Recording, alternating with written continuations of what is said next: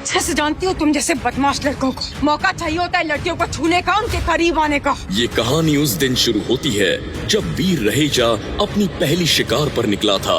उसने लोमड़ी को देखा और उसे लगा यही होगी मेरी पहली शिकार। बेटा वीर, अगर तुझे खुद को इस टाइटन ग्रह पर जिंदा रखना है तो याद रख, किसी भी तरह इस लोमड़ी का शिकार करना पड़ेगा। वीर ने अपना जादुई खंजर निकाला और लोमड़ी के पिछले पैर में जोर से घुसा दिया और उसके साथ ही एक दिल दहला देने वाली चीख निकली।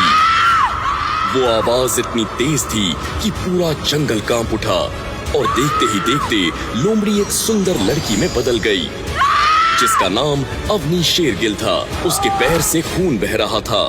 अभी अंधा है क्या? दिखाई नहीं देता है कि शिकार करने के लिए लोमड़ी बनी हुई थी? मुझे माफ कर दो, मुझे लगा लोमड़ी है। पूरा टाइटन ग्रह जानता है कि अपनी शेर के लिए लोमड़ी का भेष बदलती है। तुझे नहीं मालूम? मैं आज ही टाइटन ग्रह पे आया हूँ, मुझे कैसे पता होगा?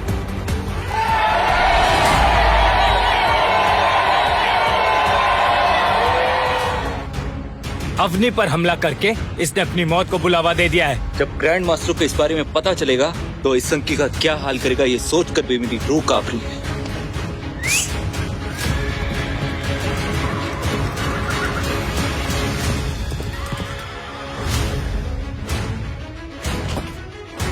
याद रखना सनकी, आज से तुम मेरे जानी दुश्मन बन गए और अगर दोबारा मुझसे पंगा लिया ना तो तुम्हें सिर्फ मौत नसीब होगी। ये कहकर अवनी अपने घोड़े पर सवार होकर देव आश्रम की तरफ रवाना हो गई। देखो, अवनी को चोट आई है। अब इससे कोई फर्क नहीं पड़ता है कि तुमने जानबूझकर किया था या फिर गलती से हो गया था।